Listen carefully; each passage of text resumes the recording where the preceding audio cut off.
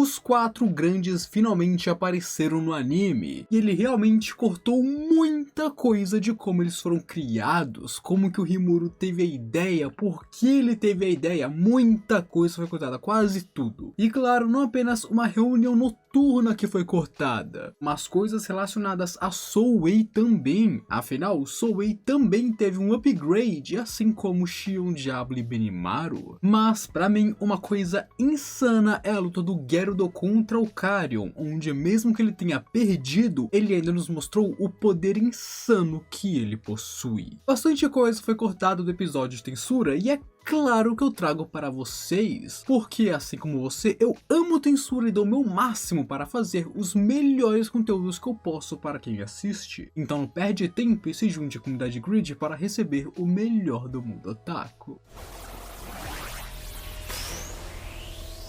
Vamos começar com a reunião que aconteceu na noite após a apresentação musical que nós vimos no episódio passado. Aqui, Rimuru elogiaria bastante Shuna e Shion por sua apresentação, onde elas dizem que estavam praticando às escondidas aquelas músicas para surpreender Rimuru, e parece que elas conseguiram isso. Onde elas dizem que irão continuar praticando até conseguirem fazer todas as músicas que ele gosta e se lembra, onde nós vemos que elas estão dedicadas a fazer isso por ele e apenas por ele. Depois disso, Rimuru elogia Gabiru por seu desempenho com Versa em suas apresentações, e após isso, Diablo atualiza eles sobre a primeira rodada do torneio, que nós não vimos. A primeira rodada foi a qualificatória, onde mais de 200 pessoas participaram, mas para nós o que importa são as quartas de finais, então nós pulamos direto para elas. Mas aqui Diablo diz que se Rimuru permitisse que ele entrasse ali, Masayuki sumiria rapidamente antes que problemas surjam. Afinal, em seus olhos, todo mundo ali são fracos, e ele obviamente pode lidar com qualquer um deles. E claro que o Rimuru cortou isso na mesma hora, ele não quer esse demônio excêntrico causando problemas no festival. Principalmente, ele não queria nem pensar no que Diablo faria se ele desse liberdade para ele. Imaginem o que o Diablo, com a liberdade e permissão do Rimuru, faria, meus amigos. Imagina isso. E aqui nessa reunião também teríamos aquele papo sobre dinheiro, que alguém está tentando estragar as coisas de Tempest, que nós vimos no episódio passado. Obviamente, esse é o Conselho do Ocidente, o Conselho Ocidental.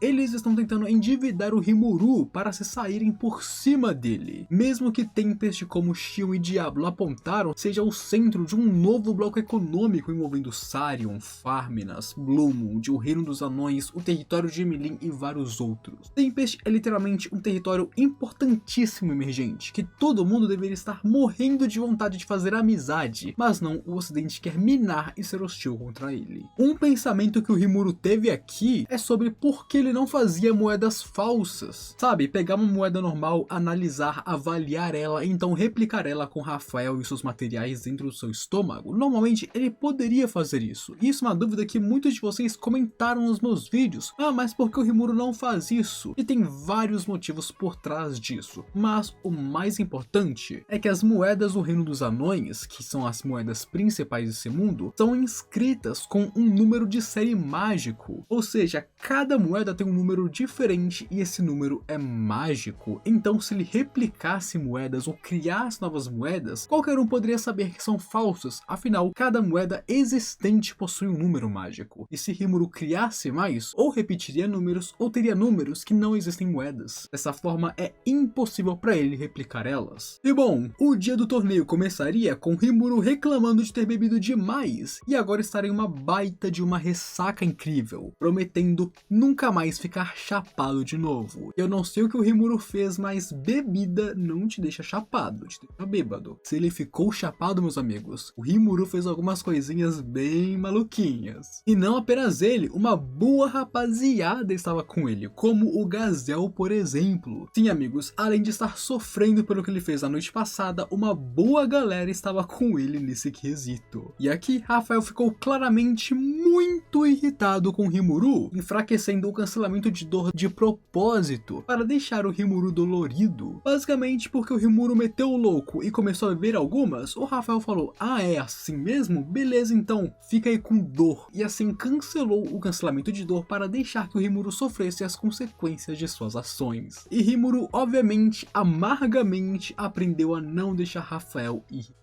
Quanto à arena onde eles estavam, o piso dela foi construído com pedras gigantescas esculpidas no próprio chão, com um amortecimento entre elas, e além de usar uma rocha que normalmente é 300 vezes mais poderosa e durável que concreto, Rimuru infundiu essas rochas com magículas, tornando elas 10.000 vezes mais fortes que concreto. Então isso aqui não é apenas uma areninha não, amigos, isso aqui é um bunker. Segundo Rimuru, esse piso aqui pode sustentar magias nucleares sem problemas. Ele é imune a ataques físicos e ataques mágicos. Podem vir os ataques mais poderosos, que não vão quebrar esse chão. A menos, é claro, que sejam habilidades muito específicas, como a da Xion, do Diablo, do Rimuru e de alguns outros. Além disso, em volta da arena ainda haviam duas poderosas barreiras para impedir de qualquer ataque sair dali. E um ponto importante a se falar são as telas gigantes que Rimuru colocou em todos os lados para mostrar os acontecimentos da arena. Elas são magias ópticas em formato de telas, ampliando as imagens e criando um efeito meio de televisão ou de projetor.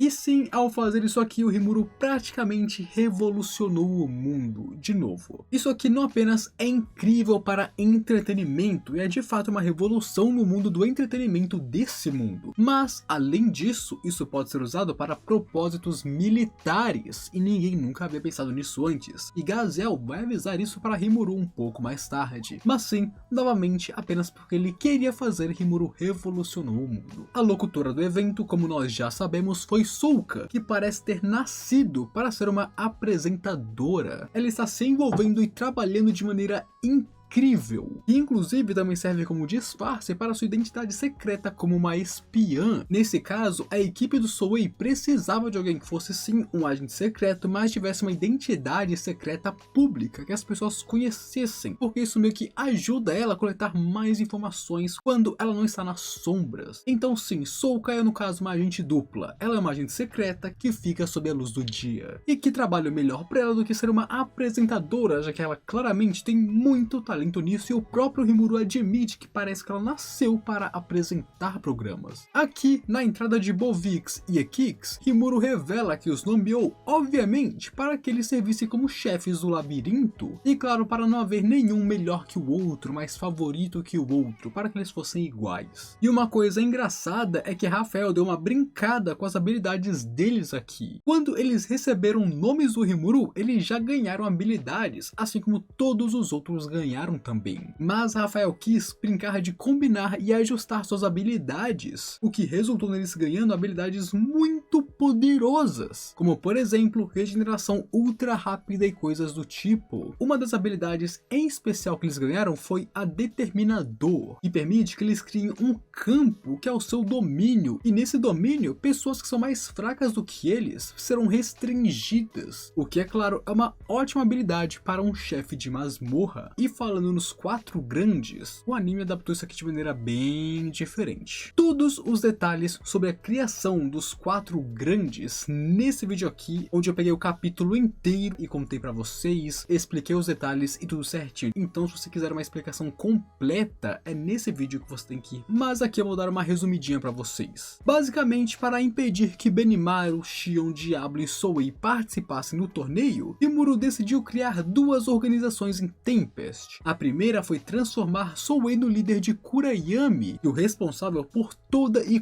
qualquer atividade relacionada à coleta de informações, espionagem, infiltração e essas coisas da cidade. Dessa forma, Rimuru transformou Souei na sombra de Tempest, no agente secreto mais importante, no chefe dos agentes secretos. E justamente porque Souei é seu agente secreto, Rimuru deu a desculpa pela qual ele não pode participar do torneio. Afinal, ele é a sombra de Tempest, ele tem que se manter oculto, as pessoas não podem saber quem ele é, então ele não pode participar do torneio. E claro, o anime cortou isso completamente, e isso é meio que importante, tá? Porque o Kurayami, esse time, existe até hoje. Mesmo que mais tarde organizações mais oficiais existam e sejam criadas, Kurayami existe até o volume 21, que é o time do Souei mesmo. Então o anime literalmente cortou a criação desse grupo, o que é preocupante. E o segundo grupo que Rimuru criou aqui é um comitê para lidar com o conselho Conselho Ocidental, pelo menos supostamente, porque na prática é apenas um título de enfeite que ele criou para impedir que eles participassem, e são os Quatro Grandes. Na verdade, esse grupo existe para evitar que Diablo e Xion causassem problemas, e claro, não deixar Benimaru participar do torneio, afinal eles são os mais poderosos de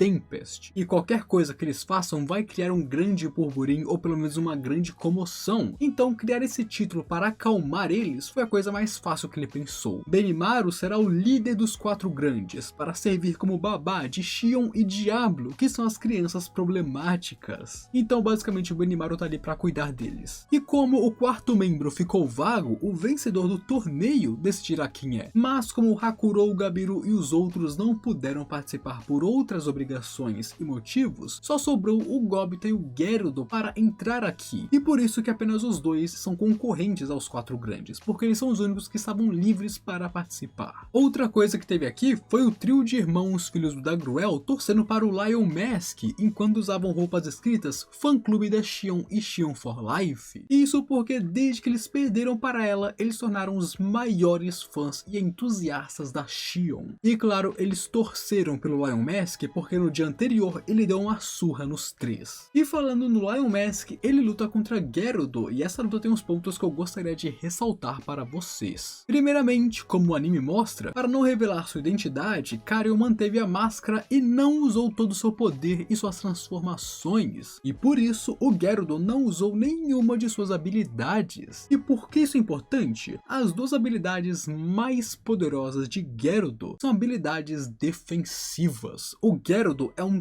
tanque e não um guerreiro. Ele é a última defesa de Tempest. Não é à toa que ele tem esse título, porque ele de fato é focado em defesa. Então, em pura força bruta, Karyon sim é muito mais poderoso que o Gerudo, mas se eles lutassem valendo suas habilidades com tudo que eles têm, eu não duvido que Gerudo poderia sim vencer o Karyon nesse ponto da história, porque o Gerudo já é muito poderoso, ele tancou, continuou em pé com os golpes do Karyon. Se ele usasse suas habilidades de defesa, principalmente aquelas que desgastam seus oponentes, ele poderia sim vencer o Karyon, amigos. Quanto às outras partidas, no geral foram bem parecidas, e os cortes ou mudanças que houveram não foram muito significativas, então não tem por que falar sobre isso. O que eu queria comentar é essa entrada do Rimuru com uma porta gigante se abrindo. Na verdade, essa entrada deveria ser quando o labirinto abrisse, então eu não sei porque eles colocaram isso antes do labirinto, porque isso aqui é a entrada do labirinto, mas tá bom, né? Eles fazem o que eles quiserem, contanto que não fique ruim no próximo episódio, eu apoio. Outra coisa é que enquanto o Rimuru se apresentava no palco, ele prometeu alguns itens muito bons para o Jinrai, meio como se para compensar o seu espírito, que estava sendo muito arrogante, mas na verdade era para fazer um merchandising dos itens de Tempest. E novamente, ele reafirmou sua promessa de lutar contra Masayuki, onde aqui Gale também começaria a falar que queria lutar contra o Rimuru, enquanto é arrogante e confiante, desprezando seus oponentes e o próprio Lorde Demônio. E depois de um tempo, o Rimuru finalmente concorda, tá bom, se ele vencesse o torneio, ele lutaria contra o Lorde Demônio, mas é claro, ele perdeu para o Gobita, na verdade pro Hanga, né? Mas, além disso, o Rimuru declara para o público que se qualquer pessoa quiser desafiar ele, primeiramente, eles precisarão passar por um dos Quatro Grandes pelo menos. Ou seja, eles terão que passar ou por Diablo, Xion e Benimaru, e o Gobita, para lutar contra o Rimuru se eles quiserem. Já sabemos quem será focado para chegar até o Rimuru, certo, amigo? Tadinho do Gobita. A luta do Gobita contra o Karyon também foi um pouco mais demorada, com o Gobita sendo um pouco mais estratégico e covarde do que no anime, mas não ficou ruim. No geral, uma coisa que aconteceu aqui é que as lutas foram muito mais rápidas. Na Light Novel tem um capítulo inteiro apenas para essas lutas, e sabemos que os capítulos da Light Novel de Tensura são muito grandes. Então as lutas foram bem mais desenvolvidas e mais detalhadas na Light Novel. Não achei que o anime ficou ruim, mas eu achei que ele foi muito rápido. Eu achei que eles poderiam ter pelo menos feito uma coisa mais devagar, mais trabalhada, com mais detalhes. Além disso, no banquete após as semifinais, Meilin reclamaria um pouco mais com Karyon sobre ele ter perdido para o Gobita, dizendo que ela mesma queria participar e deveria ter se mascarado para fazer isso, fazendo que o Rimuru e seus subordinados corressem para evitar que ela fizesse alguma coisa, porque a Meilin participando seria um completo completo desastre. Também teríamos aquela conversa de Rimuru e Hinata, onde aqui ele dá uma cutucada nela, falando que diferente de certas pessoas, ela no caso, Masayuki parece estar disposto a conversar com ele antes de começarem uma luta. E sim, amigos, ele cutucou a onça com uma vara curta, mas ele saiu vivo porque tudo que a Hinata fez foi olhar feio pra ele. Tá safe, ele está seguro. Mas com tudo isso explicado, neste vídeo aqui, meus amigos, eu falo sobre como Rimuru e a Ciel voltaram no fim do mundo em uma cena incrível só com os dois que você precisa ver. É spoiler, obviamente, mas se você gosta de spoilers, eu achei que ficou insano esse vídeo. Comenta aqui também o que você achou ou qualquer coisa para provar que assistiu até aqui. Agora eu fui.